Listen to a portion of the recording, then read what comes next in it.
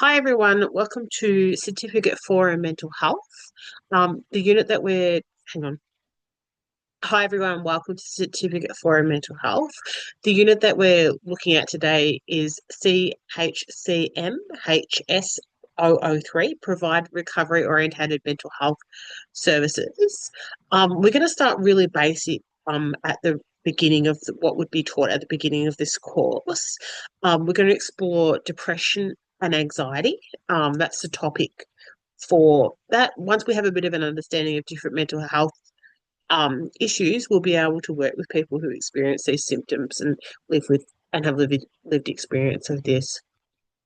I want to firstly acknowledge country. I know that a couple of us are from different lands, but my home is Warrnambool, and I want to pay my respects to the Gunditjmara people, past, present, and emerging.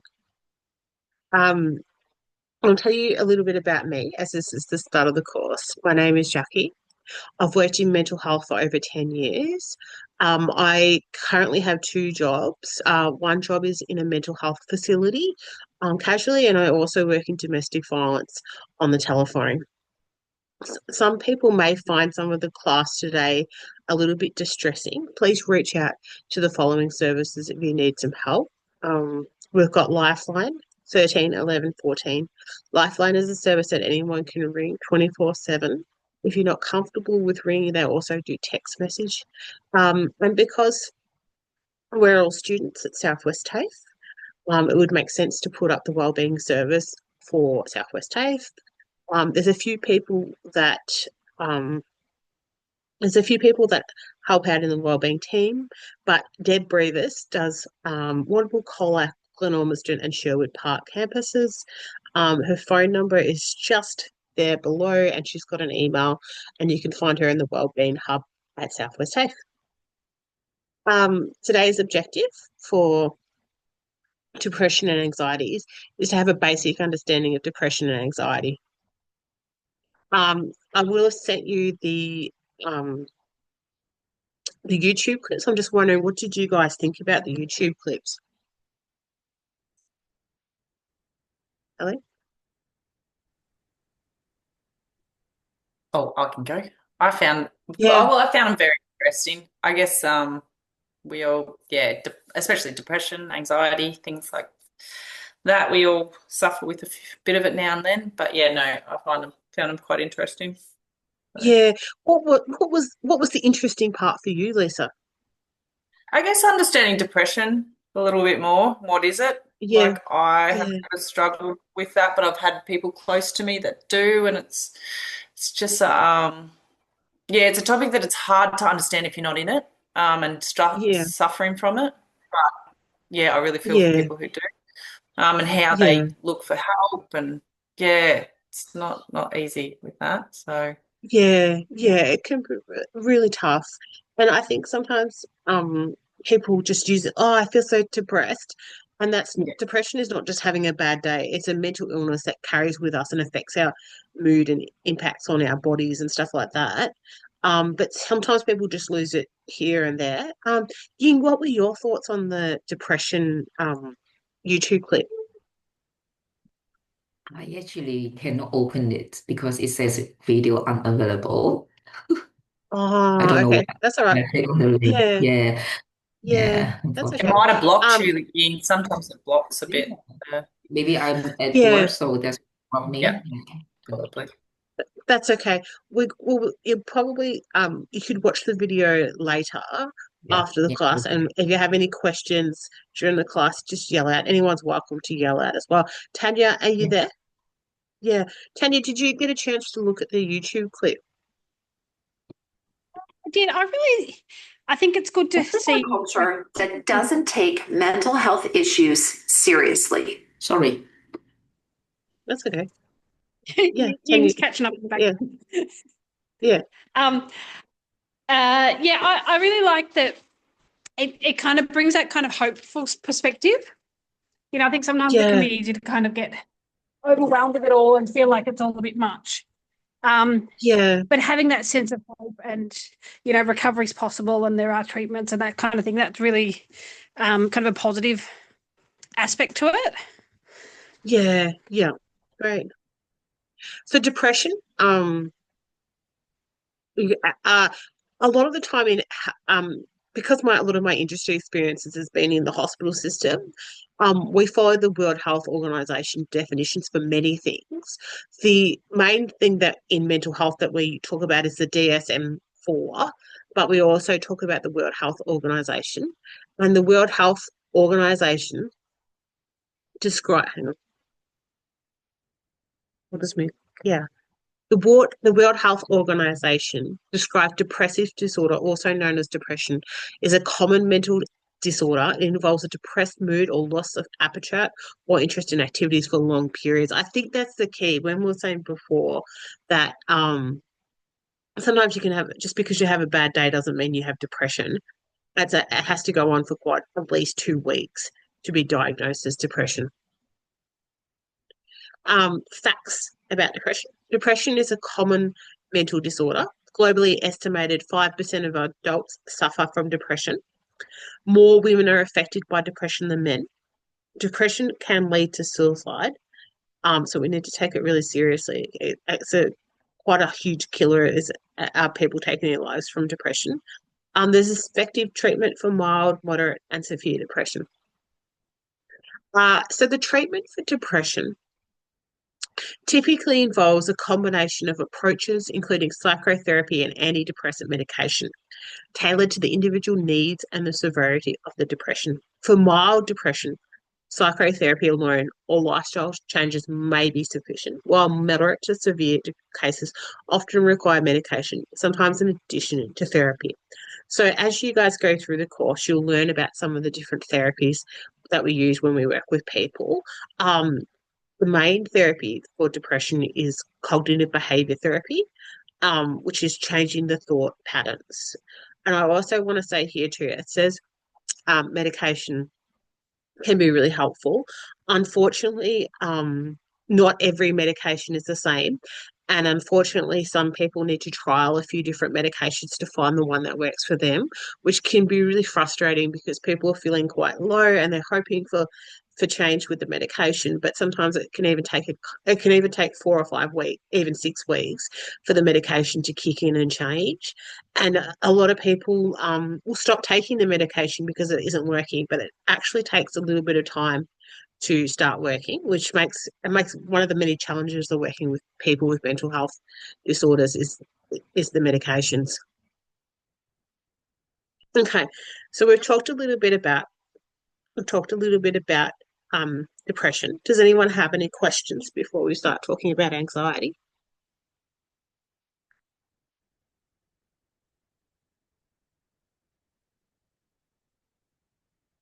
Anyone at all? Lisa, you've all got your you're all on mute. Yeah, I've got my daughter being loud in the background. No, I don't have a lot of questions. It'd be good to chat about, I think you're about to, but the bit of the difference, depression and anxiety, and it's not the same thing. But Yeah, yeah. no, they're different. They often overlap. People will often experience Mm. depression and anxiety, and anxiety is huge. Like the amount of people that get anxious, and it's normal. Like that's the thing. It is normal to be anxious.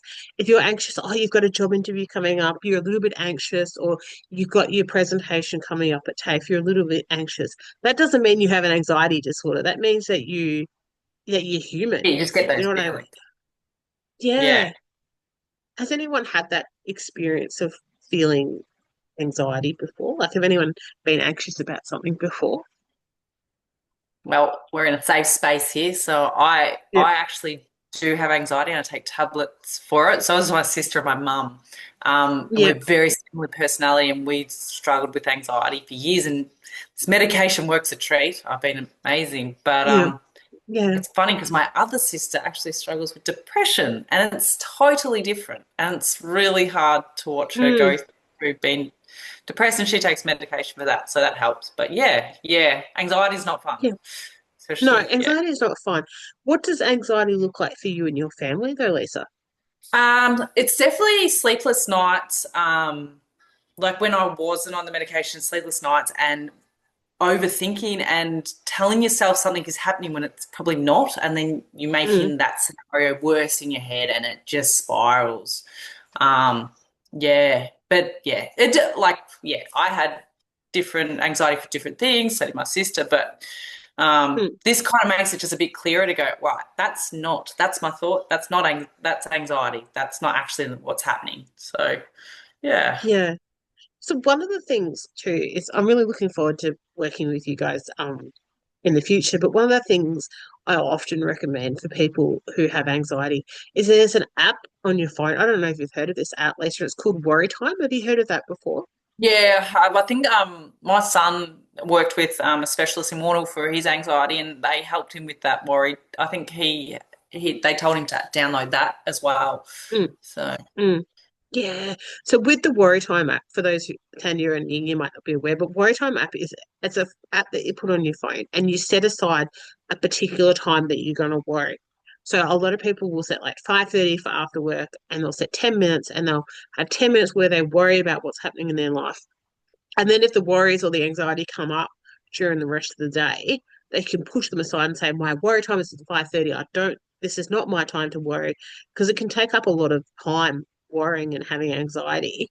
It can be constant too, like people can suffer so much from it as well. Um, and at Park, which is the prevention and recovery centre that I've worked casually at for the last few years, we often run a group for our guests on anxiety, and we talk about what's helpful and what's not helpful. And every single group that I run, people come up with different things that they find helpful and unhelpful. So it's a really individual I like experience, that even worry though, time. That's a good yeah, idea. you like that Yeah, idea, Lisa. Yeah, yeah, yeah. I I like it haven't heard of too. it. Like, I'm gonna chuck Yeah. that in for that later. Yeah. Have a look. What I like about it too is it's free. I always, when we work with clients, the best thing that we can do for them is to make free or really cheap resources for them. That means that they can use the resources after they leave the hospital setting, they can use the resources at home. If you make them too expensive and you make it cost money, people won't do it. That's just the reality. That's true. Yeah, yeah. Um, So, anxiety disorders are a group of mental health conditions characterized by excessive fear and worry, impacting a person's thoughts, feelings, and behaviors, and interfering with daily life. Yeah. What do you guys think about that definition? Mm, yeah, it does definitely interfere with the daily life. Yeah. Yeah, yeah, I think Sure. I think it's also like anxiety is different from anxiety disorder, isn't it? So it's the yeah, level of severity and like frequency and things like that. But like yeah, I do agree with that. It is really impacting. So sometimes I do have this kind of like a anxiety that is triggered by the sensory overloading. For example, yeah. like speed and sounds that can really trigger my feeling of unsafe, and then my whole body Mm, is just hurt, and then I would be like panicking, and then mm, lashing out, sort of like stop it. yeah. It's Yeah, hard sometimes to stop yourself, I think. You can sort of get yourself into a bit of a spiral where you can't stop yourself. yeah, One of the things too, I always tell my clients and my students, caffeine can be most of the time when I run the group on anxiety, someone will mention that caffeine's really unhelpful because what caffeine does is it speeds up our heart. So our heart rate goes faster and it speeds us up. And if we're anxious, we've got that heart racing already. So it's like a double whammy. Like you've got the anxiety plus the impact of coffee. Has anyone ever noticed that if you have too many coffees or Cokes that you feel more Definitely. anxious? Yeah, it's harder to breathe too, I find, if I'm really in an anxious mood or a state. Like certainly the medication doesn't take away really anxious feelings, but coffee will make it 10 times worse. It'll just, Yeah, yeah, days if I know I'm really, really anxious that morning, I'm not feeling well, I won't drink coffee because yeah, yeah, because it doesn't makes it help. worse. Yeah. Makes it a Have you lot had worse. yeah, Tanya, have you had that experience as well with anxiety? Like, do you drink coffee or? I don't drink. Look, I don't drink coffee only because it messes with my digestive system so much. Yeah. But and I mean that's probably anxiety too. But what I find is when I do get anxious, I find tracking it with my menstrual cycle really helps. Mm, Because there's always such clear patterns, like the week before your period, and then you get like things get worse, and then have your period, and then things get better, and um, especially in perimenopause, like the anxiety is just crazy. yeah. So yeah, I find, and it's certain life events, which probably coincide with, like the pregnancy and perimenopause, Mm, like the hormonal shifts. yeah, Um, definitely. yeah. Yeah. So I mentioned before about the Worry Time app. Do you have an app for that as well? Because some people find that really helpful. So, and I know that on some of I have a Fitbit, and on the Fitbit, there's like a bit where you can put about the menstruating as well. Do you use any apps for that, Tanya? Or how do you track it? Use a basic cycle tracker. I just use a notebook and pen. I'm a bit old school. Um, and I'm a bit worried about, the government having my menstrual cycle information, and Okay, I don't okay, trust fair it. enough. You don't Um, trust it? Yeah. that sounds like a really conspiracy theorist, but you hear about America and it's all a bit shit there. Yeah, But yeah, what was I going to say on that? No, but there is a really good thing. I think it's called Mood Gym, yeah, yeah. which was by the University of South Australia. Okay. And it's a cognitive behavior therapy, and it's just an online self-directed program. And I found years and years ago when I had anxiety, when I changed jobs and I had a few things going on, I found that really helpful. Just to shift, it's really that kind of analyzing your thinking about, because I was having anxiety about driving. So it's really, Yeah, rationalizing, what's the worst that could happen if you have an accident? What's, yeah, um, you know, and it's kind of going, dulls that overreactive, hyper going, mm, something bad's going to happen. It's all going to be terrible, and it's all going to be the yeah, end of the world. And you go, actually, no, people have accidents every day. They all survive. They go to hospital. They get treatment. I mean, obviously not everyone, but um, you know what I mean? Like rationalizing and putting things into perspective, I think really helps with their anxiety yeah, stuff. yeah. Great. What about you, Ying? Is there anything that you'd like to share with the group about anxiety? Mm, I think most of the time that like my son's got like general anxiety, like anxiety over general things, I would say. I can't say that it's Yeah, disorder sh because it's yeah, not, general. yeah. But Yeah, so most of the time we just like really telling, like you use the cognitive behaviors methods, like y- try yeah, to think like this is our perspective, it's not really is happening, things like that. But yeah, it's hard when you're younger. It's easier when definitely. you Yeah, are older to try yeah, to understand this. But I also mm, try to minimize the triggerers, so which is like a sensory thingy. Then I will try to work with the teachers and minimize the triggers. And same for myself as well. I will minimize the triggers. And once I feel like my body is getting into the peak, like edge, then I would just like walk away and use some other strategies to help myself yeah, calm down. Yeah. yeah, yeah. Okay. Yeah. So, yeah, anxiety disorder is a group of mental health conditions characterized by excessive fear and worry impacting a person's thoughts, feelings, and behaviors and interfering with daily life. So it has that similarity to the depression where it interferes with the daily life. Uh, Anxiety disorders are highly treatable with various options, including psychotherapy. You were saying before about the CBT. That's a really big one we use with depression as well. The medication, often people will have medication for anxiety, and sometimes people have both. They have both. They do both therapy and they do medication as well. And like I said earlier, sometimes some lifestyle changes can really help. Cutting out the coffee, getting some exercise each day, trying to eat healthy can really how you feel can be impacted by what you do and what you eat. So I have developed a Kahoot. I have the Kahoot pin there. Does every does everyone have Kahoot on their phone Yeah. or computer? Yes. Yeah. Yeah. Okay. So let's have a look. Okay. So I wonder if it'll. I hope it works. I it's my first time using Kahoot. Is everyone? Oh, is it anyone logged in and ready to go? Or I think mine's nearly working. I just got it. okay, Yeah.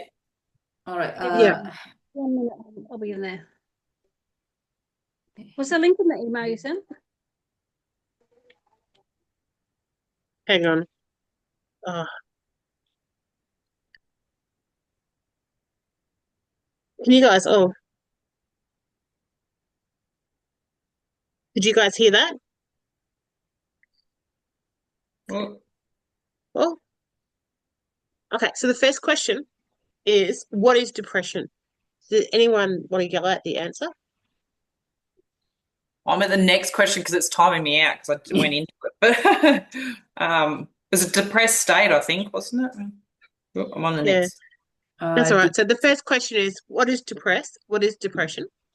We have Depressed feeling mood. sad up. Yeah, we have feeling sad after the weekend, depressed most of the time, nearly every day, not wanting to go to the dentist, or difficulty making friends. Which one do you guys reckon's the right answer? Regularly. The depressed mood regularly. Yeah. Yeah. Okay. Let's go to the next. Lisa, you said that you did the next question. I'm on it now. I'll wait to go next when you guys are caught up. Yeah. What is anxiety disorder? Yeah. Okay, great. So we have, what is an anxiety disorder? What is an anxiety disorder? We have a mental health condition, feeling worried about a job interview, worry that you won't pass your Cert 4 in mental health, and a thing that people should get over. What is the correct answer? Mental health condition. Perfect. Okay. Oh, look, you guys are doing it. Cool. Okay. Our next question. What? Next question. What do anxiety and depression have in common? A, they both affect sleep, appetite, and functioning. They're about sadness and feeling down. They happen to dumb people. They both happen to weak people. They're affecting the sleep and functioning. Yeah, yeah. And I just want to say too, just in the industry, you will meet some of the if you work in mental health, you'll meet some of the most amazing people with so much strength and resilience that suffer with anxiety and depression, and that doesn't mean that they're stupid or they're weak. It could happen to anyone. It's an imbalance in the brain, and it could happen to anybody. Yeah, definitely. Yeah, Like I look at me and my two sisters. Two of us yeah, have anxiety and one has depression. And yeah, I really feel for her because depression, like anxiety is not saying one's harder than the other, but some days is really hard for her. And you want to help and you just, yeah, you can't too much. It's just a state of yeah, mind. yeah. But And Lisa, do you notice that with your sister that she has trouble with functioning, she has trouble with sleep, she has trouble with appetite? Do you notice any of those sort of things around her? she's so used to it now. She really regulates her eating healthy, exercise, like making sure she's doing the right thing. She does take medication. She likes to try and go off it when she can, but it just doesn't work. She goes back into just not a good, happy place. But she's really gotten used to doing the right things, not drinking too much. And so, but yeah, it's not easy to see her like that, but she's been like this for years, so she's kind of managed Yeah, it quite well. yeah, Yeah. yeah. I think with the practice, people can, yeah, it's with time, it helps to manage things. And also just like learning all you can about the illnesses as well can be really helpful for people as well. And what helps you? Like you can't go, I don't know, you can't go boozing for 5 nights of the week and think you're going to be fine. You're not going to Yeah, be doing the right yeah, things to help you day to day, really. If you don't do that, you're going yeah, to struggle a bit with it. So, yeah. yeah. So for those in the class that are interested in learning more, the a lot of the time in mental health we use a website called CCI, which stands for Clinical uh Centre for Clinical Interventions, and it's a Western Australian site, and it's free, and it's got all about mental health issues that people, if you want to learn more about mental health, that's a really good starting place. Okay, should we go to the next question? Yep. Yeah. Okay. Which are common signs of behaviours you might observe in a client experiencing depression? Withdrawal, 1, withdrawal from social or recreational activities. 2, persistent sadness, tearfulness, or flat affect. 3, difficulty with sleep, stroke, low energy, or all of the above. What do you guys reckon? All of them. All of All the of them. above, yeah. Yeah. Okay. And then we have our last question. Question 5. What are some common signs you might see with a client experiencing anxiety disorder? Excessive worry, physical symptoms like headaches, nausea, or dizziness, sleep disturbance, or all of the above? I would say Which all of the one's you? above. Yeah, yeah. Okay, you got it. So, how did we go with the scoreboard? I did it, but I was a bit slow with mine. So, uh, okay. Um,